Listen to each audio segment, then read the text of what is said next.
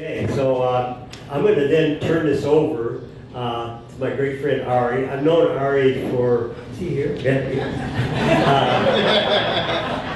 I've known Ari geez, probably 30 years. I mean, what are you guys, the 35th year of Zingerman's at this We're in point? the 35th year. Yeah, so when's your anniversary? You got, it's summer, right? March 15th. So March, okay.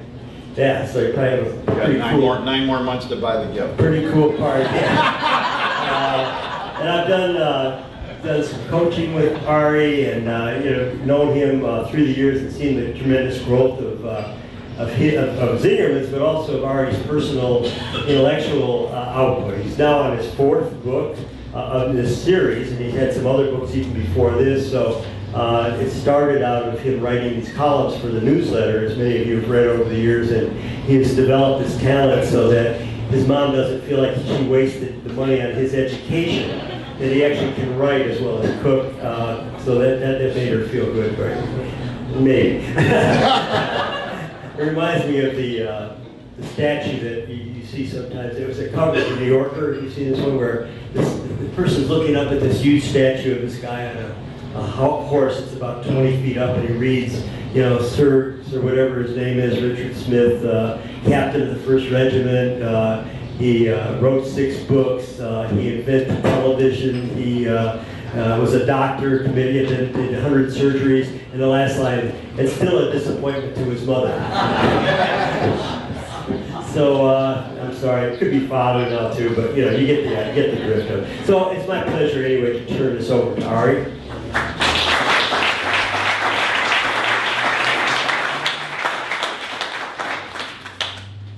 Hi, everybody. Thank you, Rob. Yeah, it's been a long time. I know almost all of y'all. Some of you even worked with us many years ago. Can you guys hear me in the back? So we have about an hour this morning. We're going to break it up between me talking, you asking questions. If you don't ask enough questions, Rob's going to take charge and ask questions. There's more food in there. It's a little awkward, I know, for some of you, but Mandy's bringing it around, so yeah. So Serena's bringing stuff, Mandy's bringing stuff. Whatever you need, holler. We'll help you out. Okay? My email is ari@zingermans.com. Don't email while I'm talking, but later you can email it well. So I'm going to dispense with our story, our history today, because I know most of you have been here. This weekend, aside from this morning's talk, is actually Camp Bacon Week, which is a fundraiser for Southern Foodways Alliance, and they do amazing oral histories and films and stuff. And Sarah Wood from Southern Foodways, who's the key oral historian, is here, and she gave a talk the other night at the kickoff at Camp Bacon, and she said the origin stories are always disputed. So Paul's not here, but if he was here, it's funny when she said it, because we actually do have slightly different versions of how the initial conversation happened. But anyway, so we're going to dispense with the origin story so we can skip that dispute and move into other things. So this talk really today is, as you already know, about the spirit of generosity, and the focus is a lot on the spirit of, as well as the word generosity. The latter word is used pretty commonly, but I think without the spirit piece, it has somewhat different implications, and I'll try to explain what I mean by that.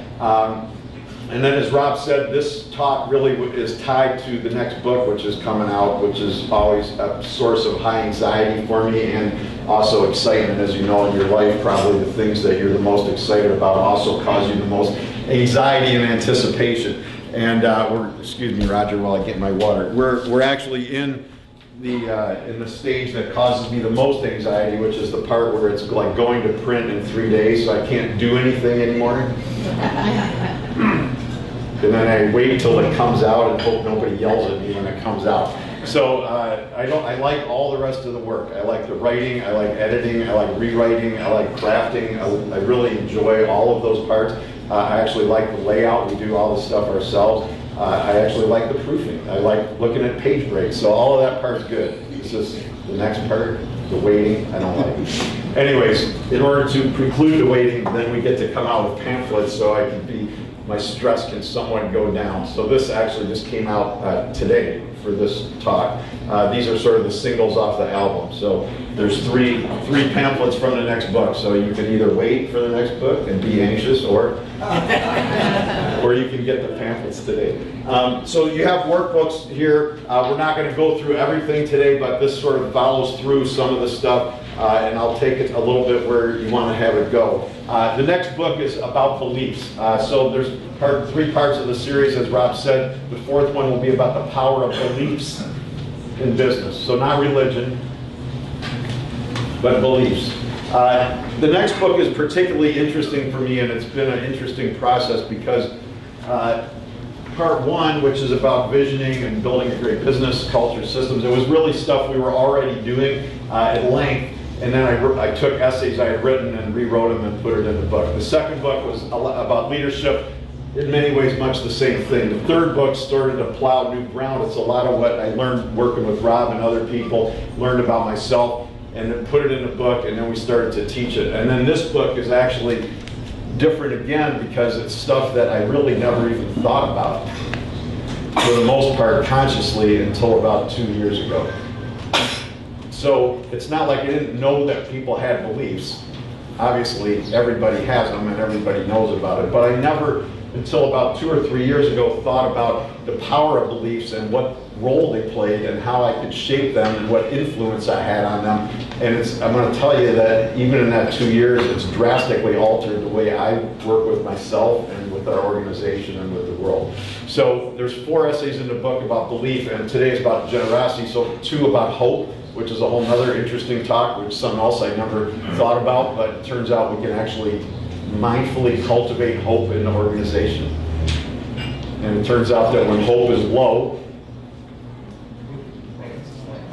very little good happens. And then it's got to talk about the spirit of generosity. So those 3 things together, I sort of like the idea of St. Augustine's Enchiridion on faith, hope, and charity, which is the same basic thing. And I like the idea of bringing the anarchists and St. Augustine together.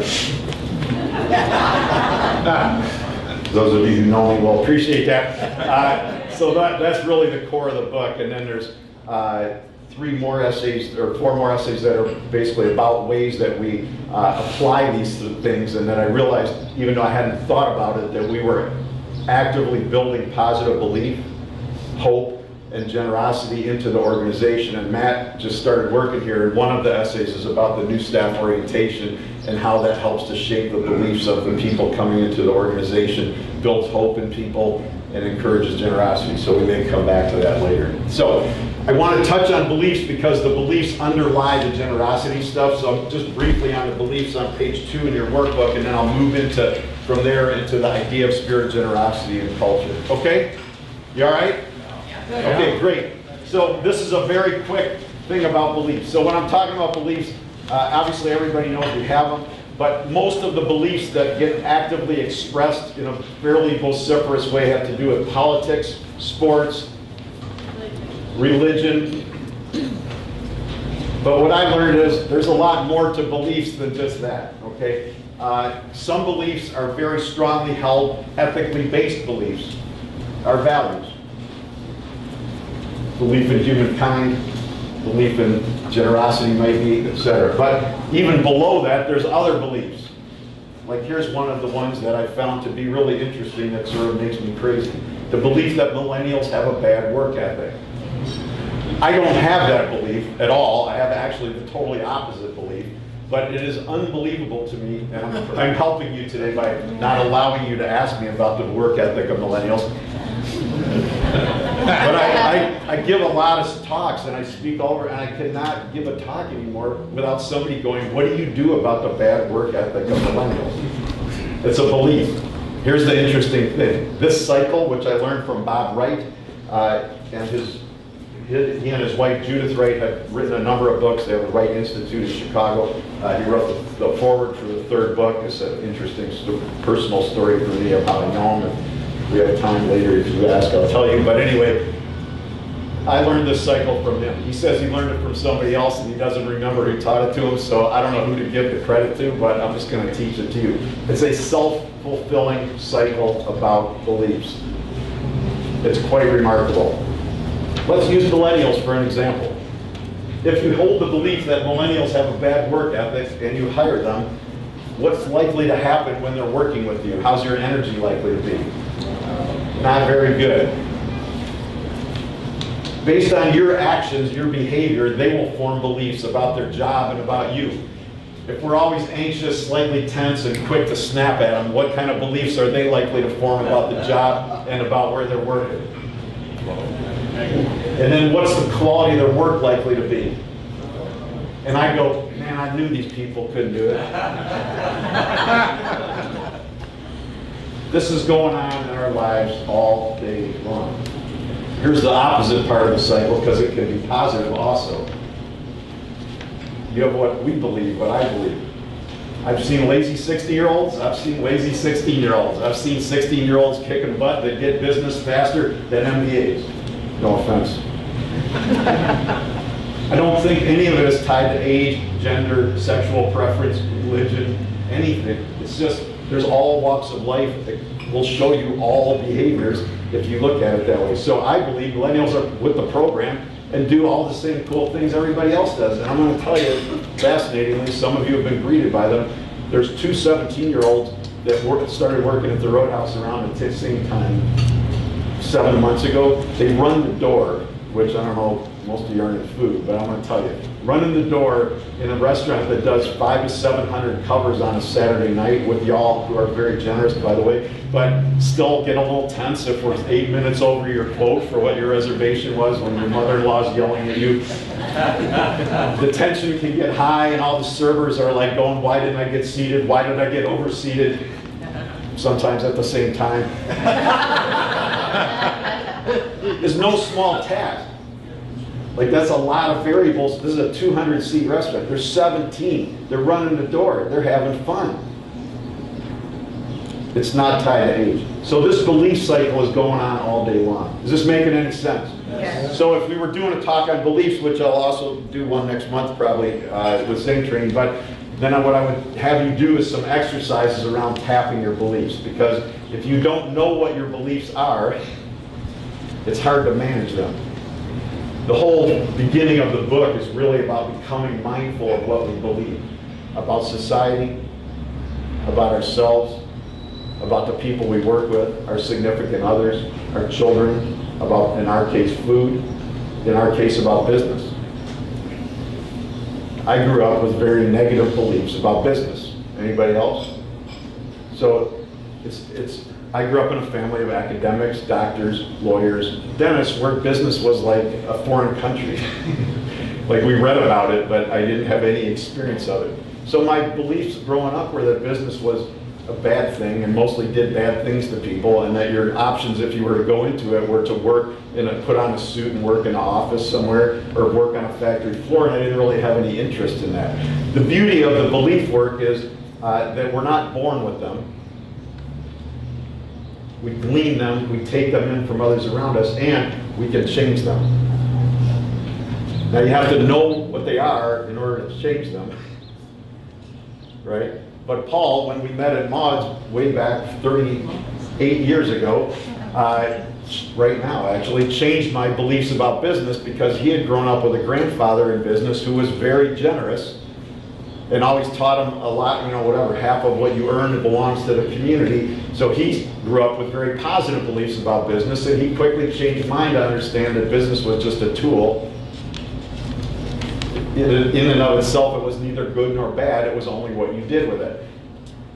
Like a hammer, you could hit somebody in the head and harm them, or you could build a house for a family that didn't have one, and it was exactly the same hammer. It's merely how you put it to work. Is this making any sense? Yeah. So the more you become mindful of your beliefs, the better it works. So one last thing on beliefs, then we'll move forward, is I started to look at beliefs as negative beliefs, neutral beliefs, and positive beliefs. Negative beliefs are millennials have a bad work ethic. A positive belief might be, this 17-year-old is having trouble getting acclimated to the job, but I believe if I work with him or her, we can help them get to success, would be a positive belief about exactly the same situation. Making sense? So it doesn't mean Pollyanna, forget there's problems. Here's another example. It's 1988. People in Ann Arbor are going hungry. Here's a negative belief. The system sucks, society sucks, people are getting screwed, there's nothing we can do. Here's a positive belief, which was Paul's. People are going hungry. If we pay somebody to do research, I'll bet we could figure out a way to set up an organization that could connect food going to waste in the restaurant community with people in need in the community. Let's see what we can do. I think we can make something happen. So that positive belief turned into food gathers. Okay, so here you go, and then we'll move to generosity. Negative beliefs lead to negative outcomes. Positive beliefs lead to positive outcomes. One of my favorite anarchists, Alexander Berkman, said you can't grow a rose from a cactus seed. You can't get positive outcomes from negative beliefs. You can roust a lot of energy, hence racism, anti-Semitism, competition, which we'll come back to, but you can't ultimately end up with positive, sustainable, beneficial outcomes. Does this make sense? Yeah. Okay, so moving from beliefs then into generosity, because the whole thing of spirit of generosity really is that it turns out to be based on beliefs. If you have negative competitive beliefs about society, then the spirit of generosity is not likely to pervade your existence. So I wrote an essay in the third book about creativity, which is something I'd never paid much attention to in my whole life up until a lot of people started asking me to speak on it and I didn't know anything about it. And I got curious, I thought I'd better study this and figure out what we're doing that's actually making all this stuff work. So it turns out that one of the interesting things about creativity, or most important things of creativity, is merely connecting things that were not previously connected. And sometimes that means bringing things to a new place. So pimento cheese. Yeah. So the funny thing is that before I started going to Southern Foodways Alliance, I never even heard of pimento cheese. Because in the North, it barely exists, other than if your grandparents came from the South. So I go down there and I find out everybody eats pimento cheese, and I go, we can actually make a really good one, let's bring it back. When we got here, nobody had heard of it hardly, and everybody rolled their eyes. 10 years later, it's like one of our best-selling items across the entire organization. Super creative.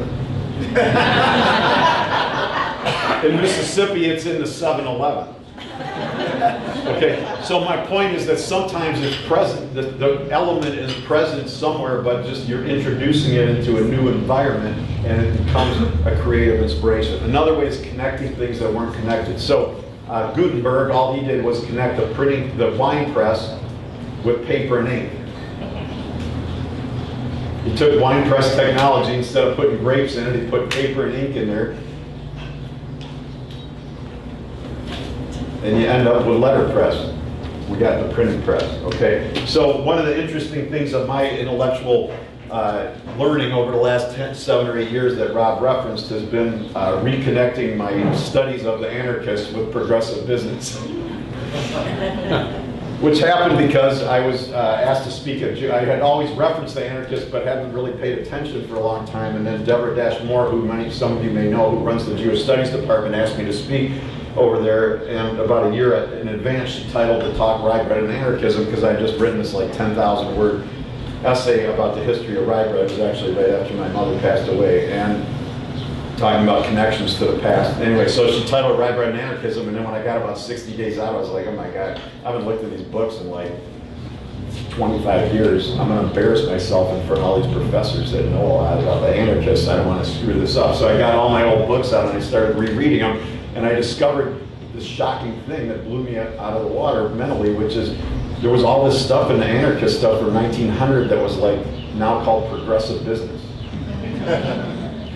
So in the pamphlet, it really starts with talk about these two books, which were written 110 years apart. but actually, in my opinion, say 90% the same thing in different words. This one will be much easier for you to read because it's written now by a U of M graduate who I highly recommend. Adam Grant, his new book is also good, Originals. But this book actually said a lot of the same stuff. It just isn't read widely in the progressive business community. It's by Peter Kropotkin, and it's called Mutual Aid. So this book came out in 1902, about 3 months after the building that we are in opened. Just to give you some historical, contextual relationship. So Kropotkin was a Russian, born into Russian noble family, but became an anarchist and renounced his nobility. And he ended up fleeing. He was a scientist and was put in prison in Siberia, ended up escaping from prison and fleeing to Western Europe. He renounced his princely title and became known as one of the gentle anarchists. So he, despite the popular image of the anarchist as being this crazy-eyed, bomb-throwing lunatic, he actually never had that image at all, because he was always sort of this gentle, grandfatherly figure with this white beard that sort of looks like Santa Claus. Now, remind me later, I'll tell you what I learned about Santa Claus. It's interesting when you read different things, you learn a lot of stuff. So anyway, he was quite well known. He lived in France and England, and he wrote a lot of different things. So Mutual Aid was his response really to the work around Darwin, right? So Darwin, you all familiar with? So Darwin's theory around survival of the fittest was generally accepted at that time to mean what Thomas Huxley had written about, which was the idea that most of us still believe to be the interpretation of Darwin. The competition, the fight for survival, only the fittest survive, right? Y'all have heard that? So Kropotkin said, Darwin was correct, but your interpretation is wrong. It is survival of the fittest, but it's not a war of all against all. He said, if we ask nature who are the fittest, those who are continually at war with each other or those who support one another, we at once see that those which acquire habits of mutual aid are undoubtedly the fittest. They have more chances to survive, and they attain in their repetitive classes the highest development of intelligence and bodily organization. So it's written 125 years ago, or 115 years ago. But the point is, he said, it's not all against all. It's not the toughest one wins. Yes, survival of the fittest, but the fittest are the groups that are the most collaborative. Connecting that to Adam Grant's work. Yes. Is that the correct book, or did you mean to take Give and Take off the shelf? Oh, I did mean to give and take. Thank you very much. That's good, but good eye. I meant to take Give and Take. Thank you very much. So Give and Take is Adam Grant's book. Thank you so much. I happened to use this for another talk, and I grabbed the wrong one.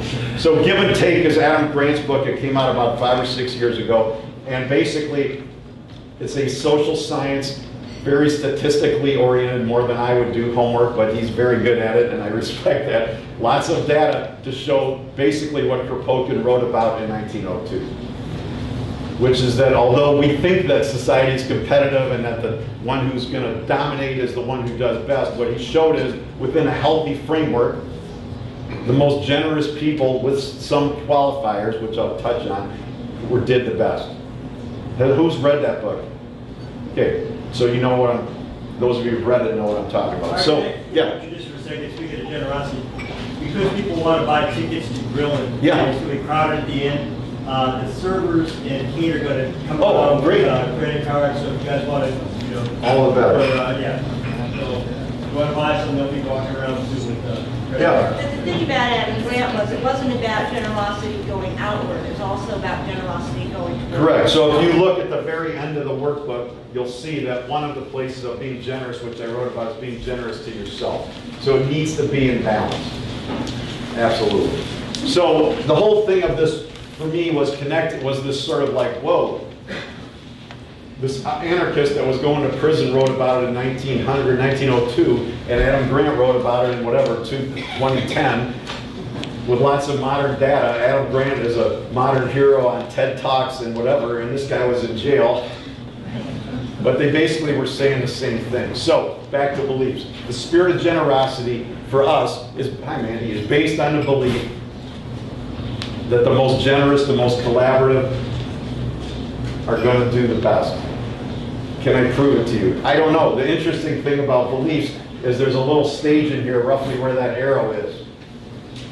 We filter out all information that doesn't fit what we believe, and we take in the information that fits with what we believe. So if people have a negative belief about millennials, and I show them the two hostesses I just talked about, like, yeah, that's not, they're from Ann Arbor, they work at Zingerman's, that doesn't really count. My sister's son is lazy. This is what's going on. It's not hard to find evidence to back up what you believe. If you want to find evidence that Jews are cheap, it's not hard to find one who's looking to see how much money they have in their pocket. It's just we make up stories to explain why the belief is accurate. So what we don't know is, did he or she forget to put their wallet in? Did they forget to take it? Are they worried that they have to, go to the parking meter and they don't have their credit card? Are they nearsighted? We really don't know.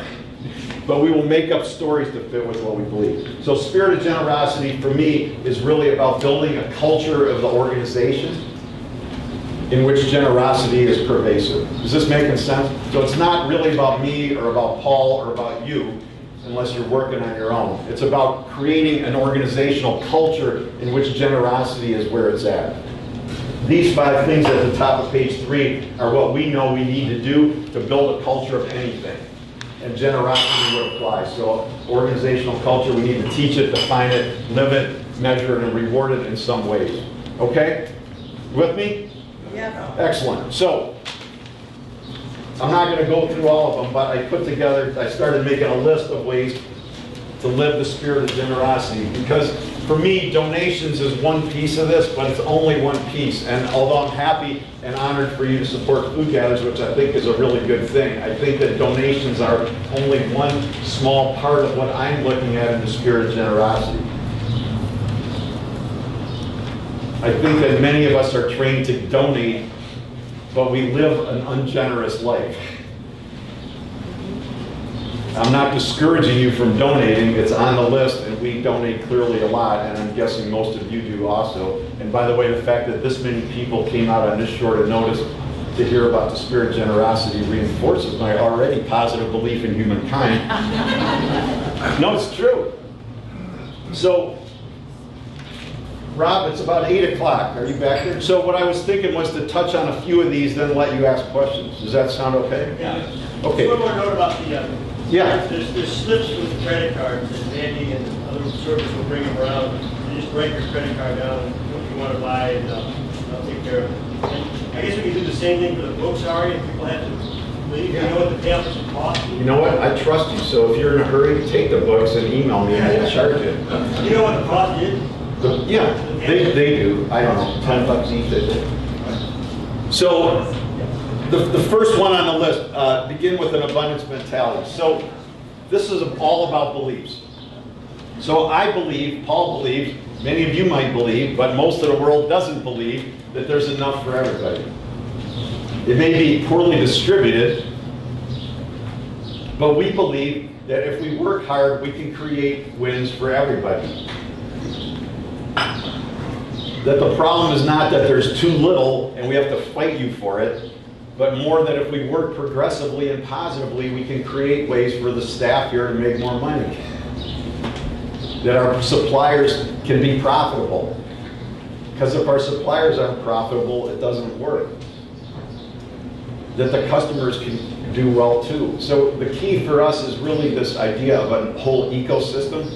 And in a healthy ecosystem in nature, all of the elements of it are doing well together. They help each other.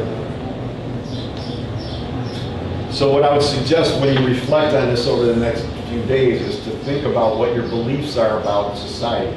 So I choose to believe that people are all well-meaning, They're trying to do the right thing. They're all smart and they're all creative. Now, whether they implement that every day is a different question. But I choose to start with the belief that there's a lot to go around and that people are trying to do the right thing. Is this making any sense?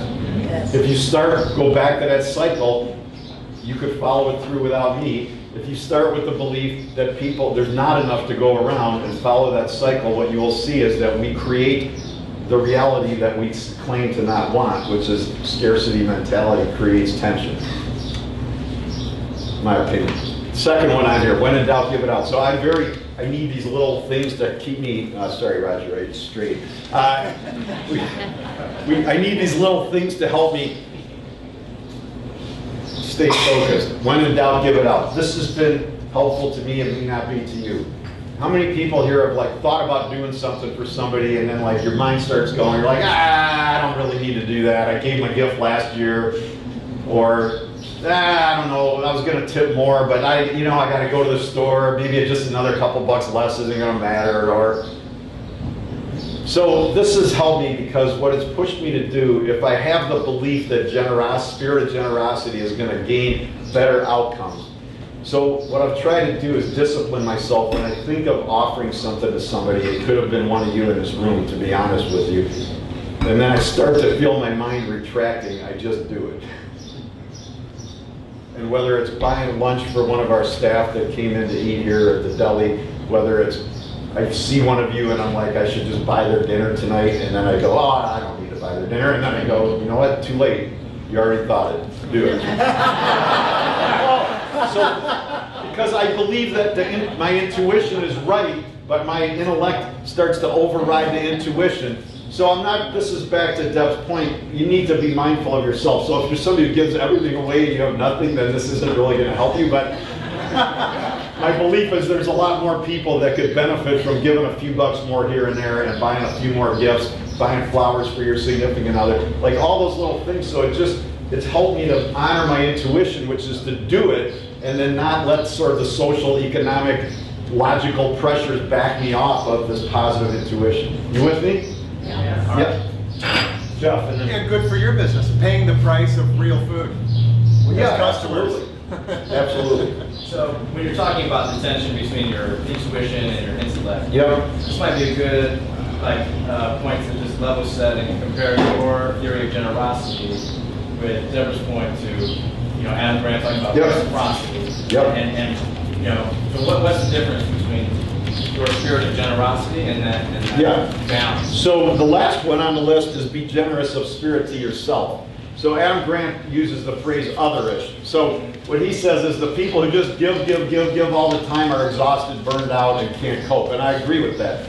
And when he read it, I was like, okay, when I read his stuff, it makes sense to me because, well, on the one hand, we're very generous. On the other hand, I'm going to tell you, I'm very, very guarded around certain things. I run every day, and some of you have asked me to meet with you at a time that I scheduled to run, and I've said no to meeting with you. And most of the world will go, that's ridiculous. How could you turn down an important meeting to go run? Because if I don't run, I get out of balance, and so, I give myself time to journal every day. Now, I don't have kids, but the point is when you plan your day, when you protect yourself, when you do things for yourself, not to the point of being grandiose and full of yourself, but if you never do things for yourself, it gets out of balance. So I think it's important to know what matters to each of us and then to guard those things very carefully. Tammy and I have dinner pretty much every night together. I just don't go out to eat with people because I want to see her and have dinner. So the key is that you find the things that matter to you. What matters to me doesn't need to matter to any of you. But that the things that truly in your heart are important to you, that we guard those and take care of those, and that we give ourselves 5 minutes here, time to take a walk between difficult meetings, time to appreciate the world, et cetera, et cetera. So for me, the two need to work together. If you only take care of yourself, then clearly that's not going to work. If you only take care of others, then you burn out. Makes sense. Makes sense? What others on this list are interesting to you? The hoarding one. Yeah, so I think that hoarding hurts. So Olu Dara is a very interesting jazz musician. I heard him speak, actually, coincidentally, at Southern Foodways Alliance, did a symposium probably 8 or 9 years ago on race and food. It was super interesting and very fascinating. He's from Mississippi. He lives in New York City. And he hadn't been back in Mississippi since he went away to the Navy and then went to New York and became a jazz musician. He said that his grandmother always taught him that racism hurts the person who's the racist more ultimately than it hurts the person towards whom it's directed, because it poisons their life. And to me, that stayed with me, and I think it's the same with this. When we keep it all try to keep it all for ourselves, we end up hurting everybody, including ourselves. This is very common in business, not so much in this room, because by definition you're already more aligned with our beliefs by the fact that you're here, but there's a lot of people in business that are taking it all out. And it's an ecosystem. If you do strip mining, you can make a lot of money, but what's left behind after strip mining? Yeah, it's very ugly and unnatural and unhealthy.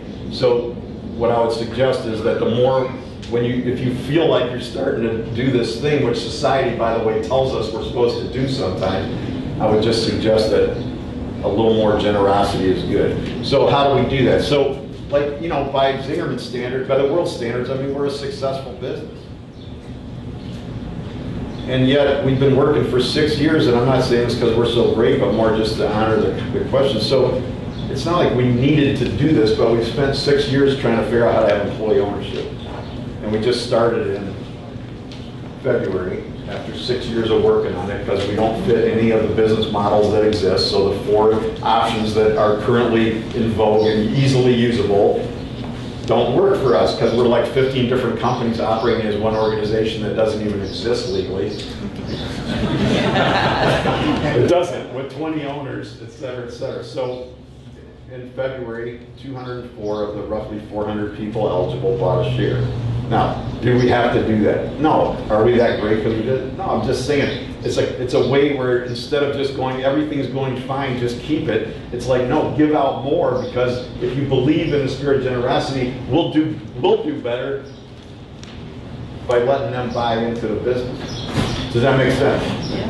What else? What does 13 mean? 13. Connections with generosity. Okay, so one of the things that Nancy Rucker, who's been at the deli for about 25 years, some of you might know her family's from Ann Arbor, so she actually inspired this for me. So she just said, like, she's very, like, with our suppliers, she gives them a lot of stuff.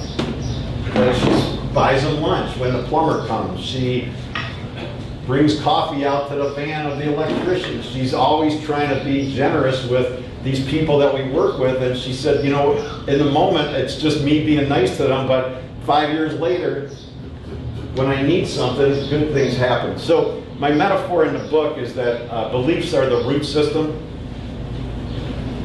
culture is the soil, hope is sun, and generosity is water. So if you have a dry soil, it starts to crack and nothing grows in it. So the key is to create a lot of moisture in the system. So just by being generous with our connections. So the more I share with people that we interact with, they're not paying us, sometimes we're paying them, but just giving out information, giving out product, helping people creates goodwill, and in the end I think it works out for the best. Don?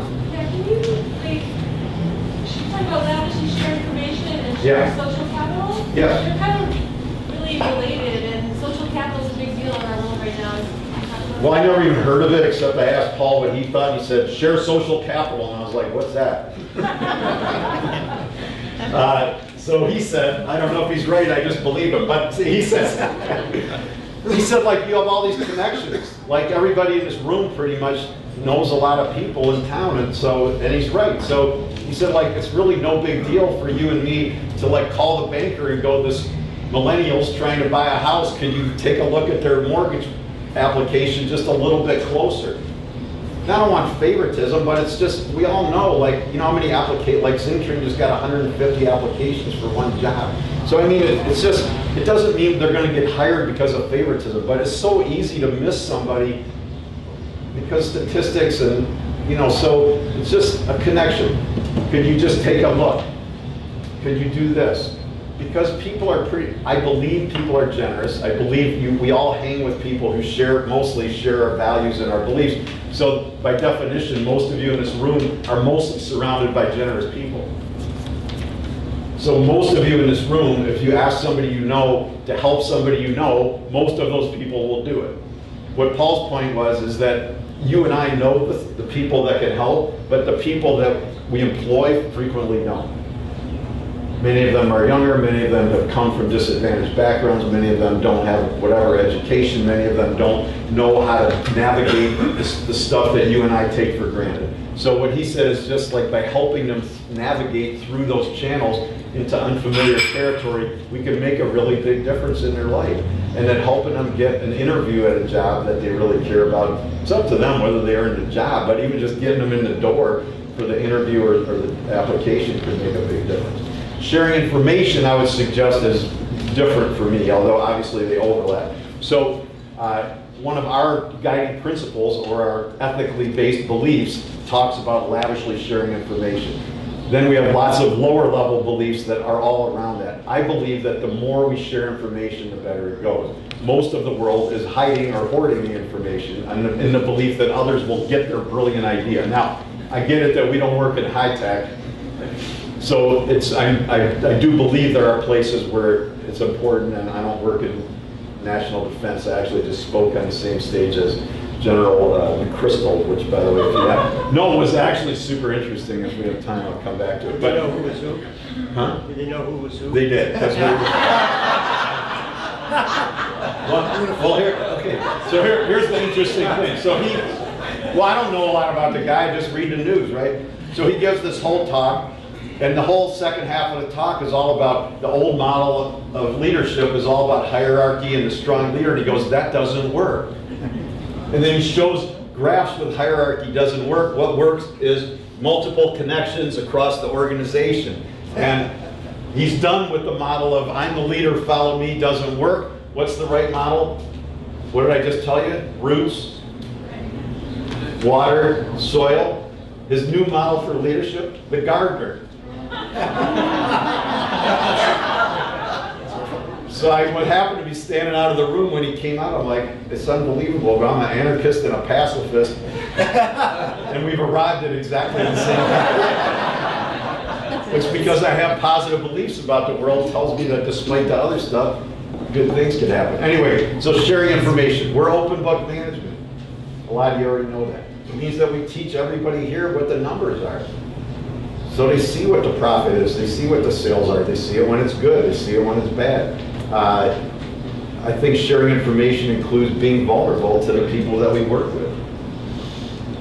Like not dumping on them, but I think the reality is in the third book. This guy said, are you still ever afraid? I'm like, dude, I'm afraid of everything. I just learned to go ahead anyway. So like being able to say to the staff, I'm not sure what to do. I'm really struggling with this. I need to make the decision, but what do you think? It was very generous sharing of information, and this is why I'm focusing here on the spirit of generosity, not on how much you donate out of your sales and profitability, which is also important, but these are little things that I believe enrich the culture of our organizations, but really don't get talked about.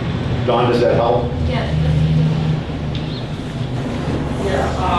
Talking about sharing of the information, I'd like to share one book. Yeah, everybody. Great. It's called Spider and Starfish. Called? Spider and Starfish. Okay. It's about hierarchical organizations versus connected organizations. Great. So it came out, I think, 2010 or something. Okay. Spider and a starfish.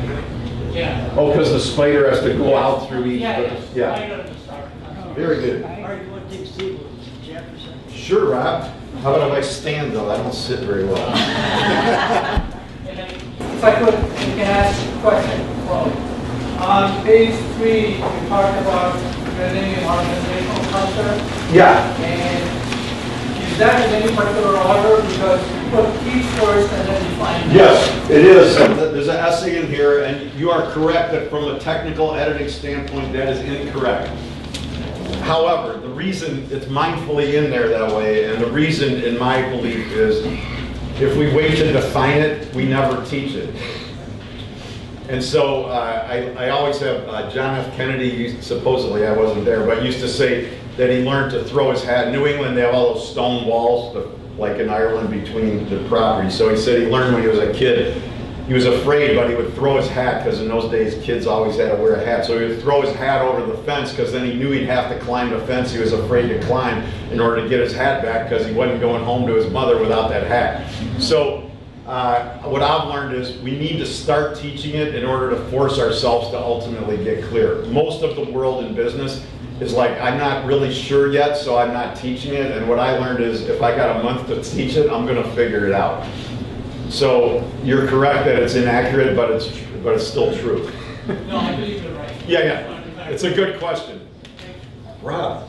All right. Yes, sir. So a couple questions. One is, I'm going to riff off of generosity to a term called generativity. Okay. And Eric Erickson talked a lot about this, and it applies to a stage that we get to in a mature time of life where we're really focused on generativity. Okay. And I'm thinking about the What's that amazing... mean? Well, we'll figure it out. Okay. But the idea is it's about creating, generating ideas, sharing ideas.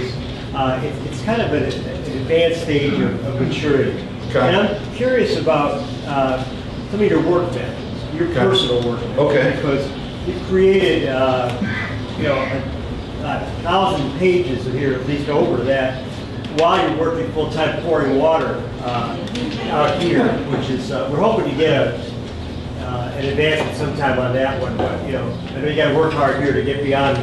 Ari's, you know, Ari's philosophy of management by pouring water. You guys know that one? So It's in the second book. he walks around and pours water here, and people think he's the water boy, and they start talking to him, but they really think of the restaurant.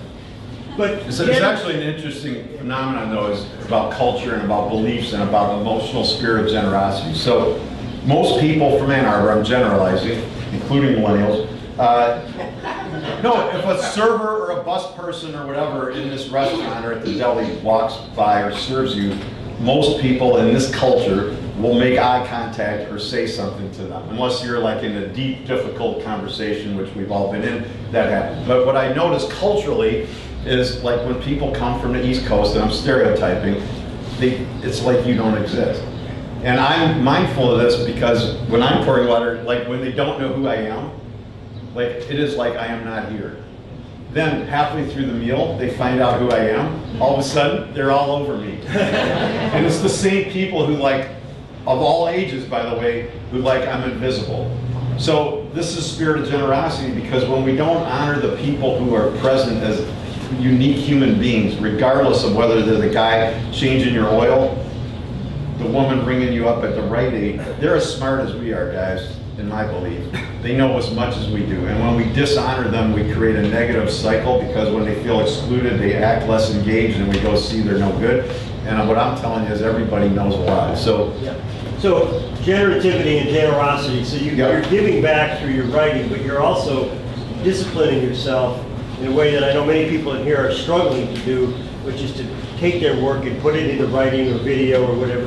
So how do you, just talk a little bit about your habits. I mean, how do you, willpower, and how you keep yourself going to be as generative as you are? That's what I mean by generativity. How do I create a lot? What do you do? What's your action? Well, it's a lot in the third book. Well, I wrote an essay about time management. I guess I'm really determined. Strengths lead to weaknesses. That's one of the natural laws. So sometimes I'm too stubborn, but I'm fairly focused and determined, which probably half or more of the room is, or you wouldn't be where you are. But I think that most people have an unhealthy relationship with time. So this is actually on the list, I think, is be generous with your time. So I believe there's always enough time. I truly believe that. I mean, I don't mean like it. Okay, how many people in this room have asked to have coffee with me or me with me? Like I just always say yes. Now, there is others, to Adam's grand point. I turn down, like Zing Train, when I speak, and today I'm not, but when I speak and we charge, it goes to Zing Train. That's what they live off of. So I do say no sometimes to free talks, because if you give your stuff, everything away all the time, there's nothing left for people to live on. But I really believe there's always enough time. Sam Keen said that we always make time for what we truly want to do. And so I have no more time available to me than anybody in this room. I think that we spend more time worrying about time than it takes to do most of what we want to do. I realized 2 months ago that I believe many people have the same kind of relationship to time that anorexics have to food. So I probably spend more time thinking about food than anybody in this room. But my thinking about food is joyous, educational, fun, enthusiasm, positive anticipation. People who are anorexic think about food as much as I do, but it's mostly negative, fear, anxiety, and I think that most people are so worried about not having enough time that it's a self-fulfilling cycle. Is this making any sense? So I actually wrote a vision for that book about my relationship with time. Because if you have an unhealthy relationship and you're always mad at time, it won't work out. So in here I wrote about this guy in New Jersey. So I actually put my email in the books and I announced it from the stage like I just gave it to you this morning. And it turns out Adam Grant does the same thing. We both have the same thing. People go like, how could you do that? But why not? So I gave out my email like to 800 people the other day from the stage. It's no big deal. It's in the books. So while I was working on the next book, this guy emails me from New Jersey. I'm reading your third book and I love it. So an hour later I answered him. And he couldn't believe it. So most people would go like, why are you doing email at 8 at night? Well, I was working on the book. The way my mind works is I like to do 7 things at once. If I try to only do one, it slows me down. I know multitasking is a bad name now, but I'm putting that one out with the millennials. Anyway, so anyway, he responded so positively that for like 90 seconds of my time, my energy was better for the next 2 hours. And he's super jazzed. And for 5 more minutes the next day, I helped him with his vision on email, which makes his business better, which helps the people he employs and all his customers in New Jersey. His name's Vince Gabrielle, and he has a gym and a workout center in New Jersey. So my point is, for like 2 minutes of positive investment, you create all this goodwill, and it's generative. So, yeah, so go ahead, Dick. Yeah, hi, Ari. Well, I've been in Ann Arbor for a while because my brother-in-law Rob here. We've gone out to a lot of restaurants, and I know you're at the store. But you know, one thing is, so Rob and I go, what do you want to do for dinner? And I look at you as a food service company. You know, and so I'm a new entrepreneur, and I'm always asking, what's my secret sauce? How am I different than the other new students? Mm-hmm. And so Rob and I'll say, where do you want to go? So let's go to Zingerman. I said, too expensive. I've said that for years, right? Way too expensive. So when I come into a restaurant, I look right at the prices. That's just me. I don't know the quality of the food. I don't know the experience. Again, they had to come in and do some things. So as far as your secret sauce on Zingerman's, compared to the national chains and pricing and all that, but what is your, unless it's proprietary, what's your secret sauce? There's no secret. That's the secret. There's no. I mean, we give out the recipes to back to share information. What makes you different than people? I don't know. Ask them, man. I mean, they're all. Most of them I know. They're all coming in here for some reason. It's not because I'm pouring water necessarily. Well, I do pour pretty well, but I don't think that's the key. I don't know. Ask them. Great food. Great food. Quality, generosity, it's an experience. Sure. Yeah, I mean, I think it's all of that. I think it's all of it. I mean, I think it's all of it. All right, in terms of the community, I know you do a lot. There's fortunate and less fortunate in this community. There's a huge discrepancy. Yeah, in all communities. Yeah, to give you an example, Vince Smith knows this, but in one of my classes, I had a couple football players. Vince was a U of M football player, comes from rural Florida. And a couple of the kids say, you know, I'm interested in working past college for an NFL team. Is anybody, and I say, was anybody in the class could help a guy like Vince work for an NFL team? And as one young lady raises her hand, she said, well, I might be able to help. I said, well, how can you help? My dad owns one. My dad owns the NFL Giants. And I mean, we have that discrepancy, but I'm just wondering in terms of generosity, what I don't own an NFL. You guessed it. You guessed And I don't even know anybody that. Well, because we're in a privileged place in a Well, good this is way. what I'm trying to get at. We try to help people, but often the people who ask are the people that already have. How do we go to reach out to people that maybe don't even know who to ask or how to ask, and spread that kind of generosity to those that may not even, be calling you up or use you on email because they think you're, VIP and would want to talk to you? You got to keep reaching out. I mean, it's that's why I keep giving out my email, because it's like you don't really know. And so I think this is back to beliefs about people. So like if I approach the world that everybody has enormous potential, but might have been in a disadvantaged, unhealthy ecosystem, of which there are many, and by the way, there's many people with money that are also in disadvantaged ecosystems emotionally, which is better than being in northern Syria right now, but it's still not that great. So if you approach everybody as an intelligent, capable human being, different things happen when you follow that belief cycle. So Murray Bookchin, who was an interesting anarchist, paraphrasing, I could look up the quote, but I don't waste your time. Basically, he said, every normal human being is essentially capable of running any organization of which they're a part. And I believe that's true.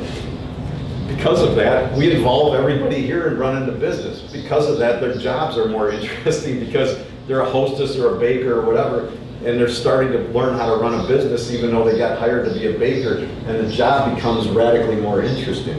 So I think it's really just being open to it and not closing the door. So one other technique that I learned to help me do it is I started to realize if I want to, so I wrote this essay, like the way that we all know the way we behave impacts the culture of our organizations, right? You all get that. But what I realized is it's deeper. The way we think, in this case now what we believe, impacts the organization, even if you don't acknowledge it. So I realized, like, if I want a creative organization that's open to the people on the periphery, to creative, weird ideas, I need to respond to them better. So I started to implement our 3 steps to great service to new ideas. So I don't know if y'all knew this, but sometimes new customers come at times that are kind of annoying. Just saying this, well, that's a little inside. So like sometimes it's really, really busy and kind of everything's starting to come apart, and somebody comes in and they're like,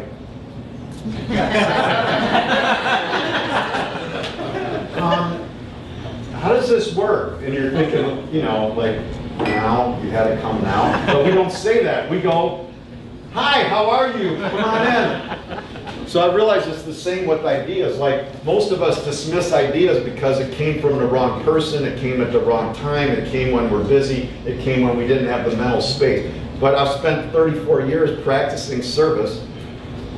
I'm pretty good at it, just saying, hey, how are you? Come on in, even though I'm thinking, starting to think, oh man, not now.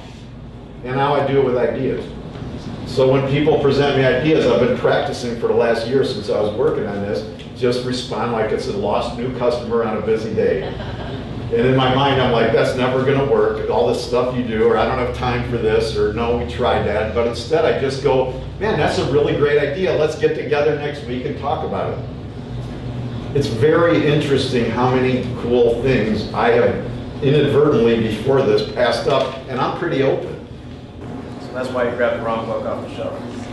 No, that was because I didn't actually look to confirm that it was in No, but there. that's what that book is about, right? Original. Yes, that is. Elevating original ideas. Yes. That's the truth for it. Yeah. Yeah. All right, I wonder if we can, there's a lot of business leaders and owners in the audience. We talked about Bank of Ann Arbor a little bit and Raymond, but I wonder if people could share some of the practices so that we could kind of, make a community conversation. Yes. What are you all doing in terms of generosity to your employees, to the community, to your family, whatever, to try to carry on the spirit that's out there?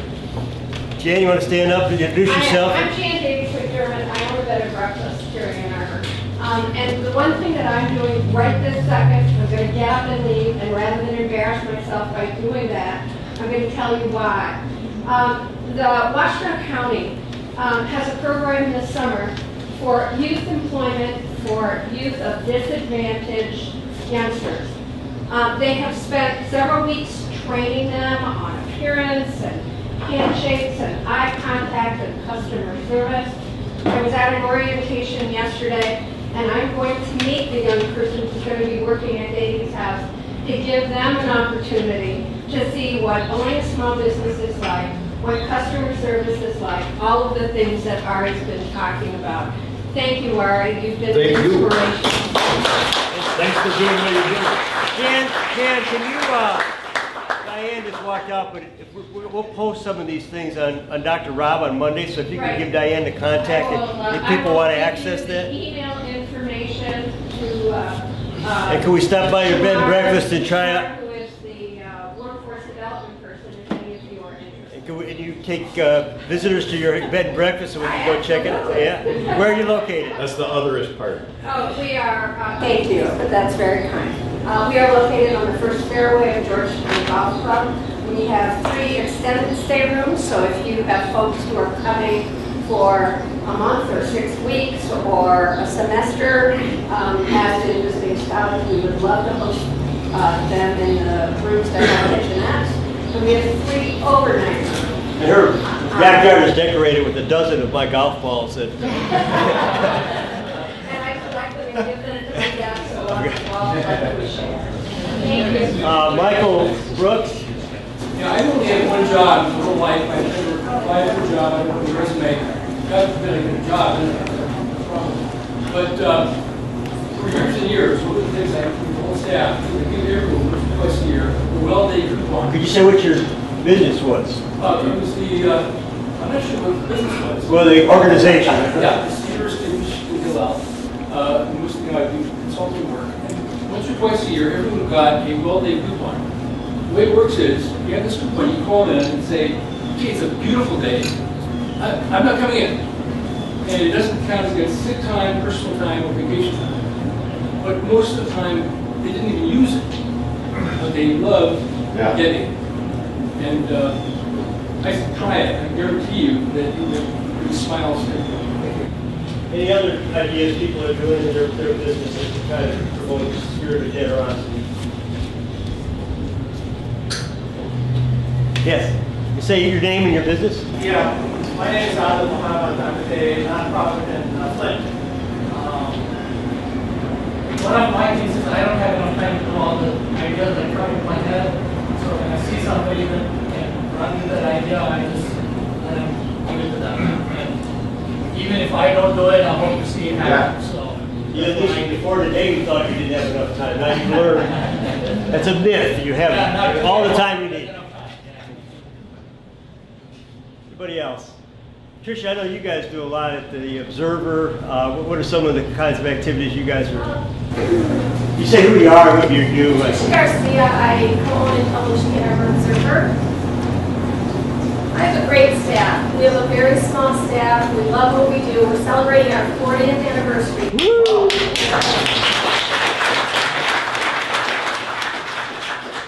But my staff is like my second family.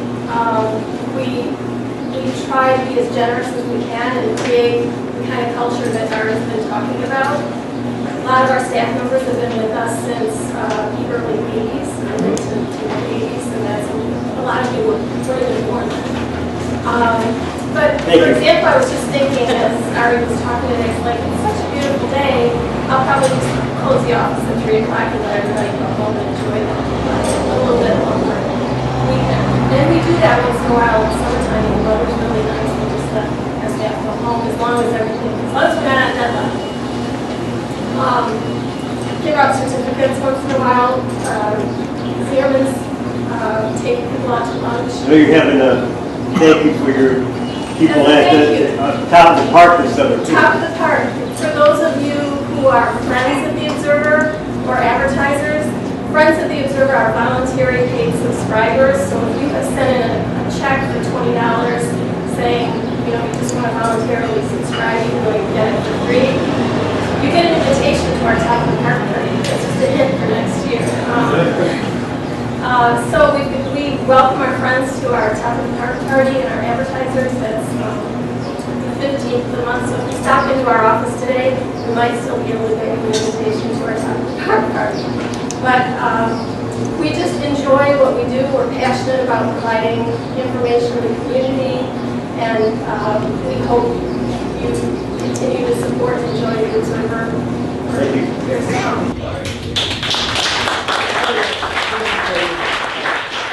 In terms of what we're hearing from these different folks, you guys started together almost right after you opened. It must have been 88. 88. You opened in 80. When did it? 82. 82. So you weren't a huge business at that point, but you came up with this. No. I wonder. I want to ask you about positive contagion. You know, we all worry about negative contagion, but what have you seen in terms of the positive contagion that the spirit of Zingerman's has created in this community and other communities that you've touched?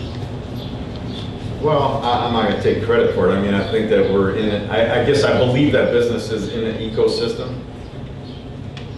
And so I write a lot, talk a lot about business in our model as a sustainable ecosystem, and I think that most of the world's businesses are functioning in the model that in agriculture we call monocropping, which is where you basically kill everything and then try to grow thousands and thousands of acres of the most efficient thing. It doesn't work. It depletes the soil. It's unnatural, et cetera, et cetera. So I think none of us exist as an island, and I think that what we have done is an honor and credit to Ann Arbor.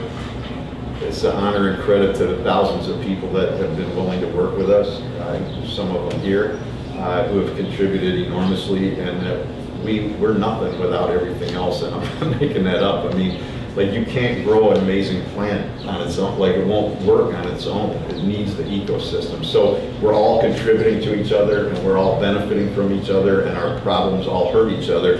And so this is why, you know, one of the things on the list is to get out of the competitive mindset. Because I think if you kill everything around you, you look good for a while, and I don't know how to do it different in sports, but in business and life, it's really about helping everybody go up, because if we all go up together, then we're going to come out ahead.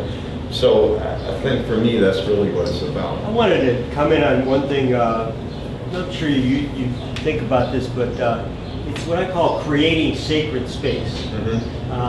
And you read about this in mythology and spirituality, but it seems to me that your places are sacred spaces.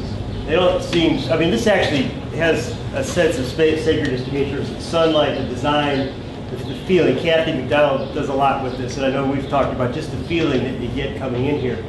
But wherever you open, and I hang out at the coffee house. I see you out at Be there in a little Plaza. There's Yeah. the whole area there. If you haven't visited, it's amazing. It's a whole like street of treats, you know, from pastries to food to ice cream to candy. Yeah. But the thing is that I was in there the other day. I think Dunry may have been with me, and we ran into like 6 people that were all our friends, and they're like, well, I didn't know you belonged to this church with the feeling. Yeah. And it's not a particularly, it's an old warehouse. It's not a particularly, architecturally designed place, but the feeling that the baristas create, and Steve, who owns it and provides our coffee, by the way, creates there, it is a sacred feeling. You go in and you feel, I could generate ideas here. I could find connections. I could be safe. They're going to refill my cup. So I just wonder if is this a byproduct, or is it thoughtful, and how does that happen? Yes, it's a byproduct. No, it's thoughtful. And it's thoughtful, okay. Well, I believe a lot in energy. We teach energy. I believe when you live in harmony with nature, your own energy is better. I believe most of society is trying to live out of whack with nature. Masanobu Fukuoka wrote a really great book called One Straw Revolution. He said, if you throw nature out the front door, she'll come back in the window with a pitchfork. I believe that's manifested in most workplaces in what I wrote about called the energy crisis in the workplace, which is apathy, disengagement, bad work, etc. So I think when you bring good energy, that's what, when you live in harmony with nature, everyone's already creative. When you live in harmony with nature, you let them be creative instead of the other one where they're defended and hiding and protected against it. So I think the energy creates it. Ray Oldenburg wrote a book called Great Good Place, probably 40 years ago, 30 years ago, which is about the idea that there's third place, which had gotten lost in modern society. The first place is the home, the second place is work, and the third place used to be the VFW hall, the church, the tavern, like where you would go, just like what you're describing, and you see all these people that you might never see except in that place, and then you feel a part of it and membership in it, which you get only by going. It's not tied to anything else. And I realized when I read his essay, we had created that at the deli. And then I think that gets back to the question about secret sauce, and that's, you know, when I think about going to Zingerman's, somebody said experience, but it is going to a place that feels like you're going to be safe, you're going to be well cared for. It's a place away from home that is almost better than home, because you know you're going to be looked after. I mean, people like Mandy, I don't know if Mandy's here, but I mean they just kind of like, you hire people that want to, you know, you want to hug them and they want to hug you, and I think it emanates from the people as much as the design, but it's just it's mostly a real secret. I mean, it's an amazing kind of thing that happens because you open a lot of places and it keeps happening wherever you open. Yeah, it's not an accident. You know, I guess it emanates, so my anarchist, so I have the belief that everybody matters and every little thing matters. And the guy walking down that street right now, waiting for the bus, matters as much as I do and as much as you do. And that's what I believe. So when you treat everybody like they really matter and they're a dignified human being and you treat them like they matter, then you feel honored and respected. And you know, hello, it happens in homes that we're treated as if we don't matter and we're part of that family. So it's not like the family's always good and society's always bad. There's healthy and unhealthy settings in all of them. So I believe when we honor people as unique, creative individuals, which I suppose is generosity of spirit, then people like to go where they're treated with dignity and respect. Like, does anybody like to go where they get treated like they barely exist? Like, I mean, it's not fun to go to the airport. I mean, it's not, because generally you're treated like you're just a statistic. And so every once in a while you get the TSA person who actually reads your name and makes a comment and you're like, oh my God, I exist. Fabulous. So I think that's like true. I go to the doctor, you know, I go to an eye doctor a couple weeks ago, and there's a sign, first thing you see at the door is, turn off your cell phones. The second door is, stand in line, please do not interrupt people when they're talking. And by the time I got up there, I feel like, you know, it's easier to get into Jackson prison and, you know, feel like welcome than it is. And you're going to the doctor over something you're nervous about. So, I mean, it's a common example. Yeah, you're working with some doctors around trying to create. So, Ari, we should probably wrap up. Yeah, I was going to say two little things, but Fred has a question. Well, I just one thing before Fred's question. You just said something about the generosity spirit, what it is. It captured it so well. And does anybody remember what he just said, that is the generosity spirit? That it's something about the way you treat people. Well, it's just to honor everybody. Honor everybody, yeah. And I like that definition. I mean, here's Jeff, Matt, sorry. Hey everybody, my name's Matt. I just started at Zingerman's at the deli about a month ago. And I think something very important to add to this is we don't just treat all the customers and guests like real people and connect with them. All of the employees at Zingerman's treat each other that way as well, which is a very important distinction. When I go to work, I know I'm going to get great energy from all of my coworkers there, and I'm going to be supportive. If I have a question, they'll give me a genuine answer, not just kind of a boilerplate, something like that, and try to get me out of the way. Everybody's a real team. We all matter to each other, as well as the customers matter to us. So I think that's something. Nice. What did you used to do? I used to work in a more corporate setting. I was in wine sales. Sounds great, it's wine, woohoo! It was a very zero-sum game where, if you win, everybody else has to lose. And that was just a very taxing and de-energizing environment, so I love it. So, was there one other, Fred? I was wondering, you talked about building positive cycles, and I was wondering, as a leader, what's the best way of reversing a negative cycle? Well, this is an interesting thing with the belief work, and that's really why something I had barely thought about turned into a 500-page book, is because I realized that it starts with the belief. So if you reimagine or look at that cycle, right? So the last piece, that 9 o'clock, is everybody looking at the other person's behavior, trying to change the other person's behavior, right? This is what whole society's doing. What I learned is maybe 20% of the time it's their behavior, but 80% of the time it's my belief. And when I change my belief, the whole cycle changes. And so, I mean, two of the things that are on this list quickly, like one is just giving people the benefit of the doubt and giving people second chances is huge.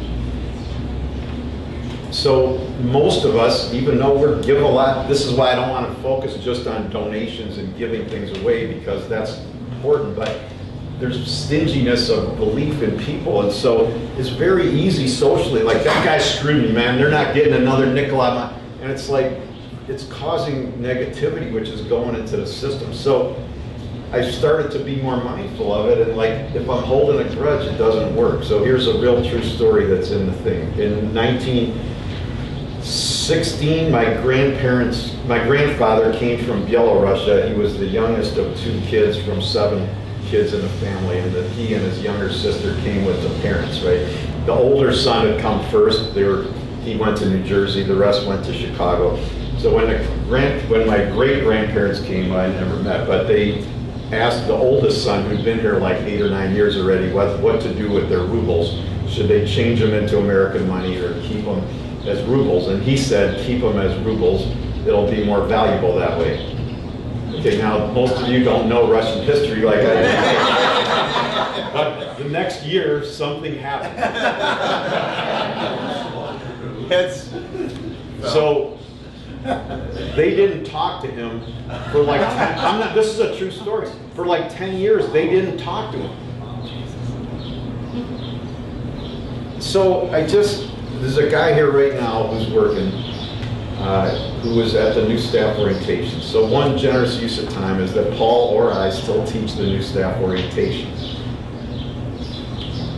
Religiously, we're the only ones who teach it. That's where Matt and I were the other night. It takes 2 hours. I think it's the best use of time I got.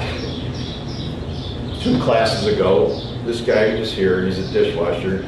He came here from Las Vegas to work. He's a dishwasher, he came here from Las Vegas to work. Why? He just got out of prison. Maybe he cried. So I said in the class, because part of it is honoring everybody's a human being, so I want to hear part of their story and where they came from. So I'm like, what did you used to do before you were in prison? Because see, I don't really actually have these really negative beliefs about people that were in prison. Like there's things I did in my life that could have ended me up in jail that didn't. No, it's true, and we all have, you know, whatever. And so he goes, I honestly can't remember before I was in jail, because I've been in there so long. I'm like, well, why are you here? He goes, well, I was working the program, which you may not all know what that is, but we have lots of people here working the program. Why? Because we have generous beliefs, and I have nothing against people who have substance issues and are working in recovery. A nationally known person, I'm not going to tell you who it is, who doesn't live here, told him to move here, to work here, because he needed to get out of an unhealthy setting, an unhealthy ecosystem, and get in a healthy ecosystem. So he moved across the country with his girlfriend to get a job washing dishes. So he said, this is the first time in my life I feel like I'm truly like a human being. And he's not 17. Okay, so, I mean, and you know what? He's doing great work. Now, is he perfect? No, but you know what? We've hired people with MBAs and they bail in 3 weeks. So it's really, no, I mean, it's not good. My point is that it's not tied to the things that society ties it to. There's people who do well with MBAs, there's people who do poorly with MBAs. There's millennials with great work ethics, there's millennials with bad work ethics. And so I just was going to read you one last thing about the belief stuff, which came from a guy who's a baker. So part of sharing information is being open to taking in information, I guess, also. So I have a tendency, as Matt will find out on the emails when I'm working on some subject, just to like email all 700 people here and go, what do you think about blah, and writing about it? Because it's interesting what I get back. So when I started writing about beliefs and how much the business changes the beliefs of the people that it hires, I emailed out, and so Ben Lewis is a baker at the bakehouse, and here's what he wrote me back. Looking back on previous job experiences, I know for sure I thought every employee in food service was expendable. Being replaced or moving on was inevitable. I was cheap labor with little to gain from my employer. After all, anyone can cook. After being here for 2 years, I've seen that everyone from the top to the bottom, not that there is a bottom at Zingerman's, was invested in my success not only as a baker, but as a person. An immediate shift in beliefs began from day one, and it does not stop there. The more I invest in myself, the more support I receive. I've never before talked to the owner of a company I was employed at about my personal life goals. The owners here not only reinforce them, they pay me to take classes to make them happen. Literally, they pay me to better my personal life. That's totally crazy. So, I mean, this is, when you look at society, this is wasted energy when it's untapped instead of bringing it in through generous beliefs. So we've rehired people we've fired. We've rehired people that stole from us. We've hired lots of people in recovery, and I gave a talk a year and a half ago on this at the library. They wanted me to talk about hiring people in recovery. So I went to, before the talk, I emailed all these people that I knew that were here in recovery to ask what thoughts they had that I might share, and only like 6 of them of 13 answered me. And so if you have negative beliefs about people in recovery, then you go see they're irresponsible. But the truth is, if I email 13 partners, at most 6 will answer me also. So I don't have that belief. So I hope this is of help. It's really, I mean it. We would be nothing without the ecosystem that we're in, and it is truly an honor to wait on all of you. Thank you, Rob.